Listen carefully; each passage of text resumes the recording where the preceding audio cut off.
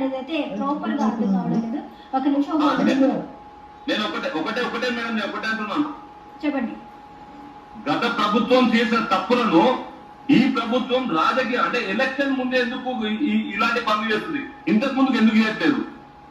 Election ముందే రాజకీయ స్వలాభం కోసమే రేవంత్ రెడ్డి గారు ఇప్పుడు ఈ చర్యలు తీసుకున్నారు. ఈ 100 రోజుల్లో ఎందుకు చర్యలు తీసుకోలేకపోయారు? కానీ రేవంత్ రెడ్డి గారు గతంలో ఉన్న సీఎం ఏంటంటే మాటల్లో మారడిగా చేస్తుండే, ఇప్పుడున్న సీఎం లో తిట్లతో మారడిగా చేస్తున్నారు.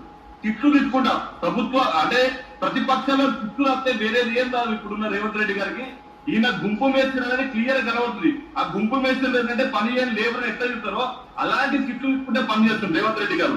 గతంలో చేసిన కుంభకోణం వాస్తవమే. కాళేశ్వరంలో జరిగిన అవకతవకలు ఎవరు చేసే వాళ్ళను సీఎం అయినా పర్లేదు, అధికారమైన సరే అందరి వల్ల జైలు పంపాల్సిందే. దీనిలో తప్పులు దీన్ని 100% క్లియర్. కానీ ఇప్పుడు రేవంత్ రెడ్డి గారు సీఎం గారు మీరు మీ బాధ్యతగా పనిచేస్తున్నారా? చేయట్లేదు.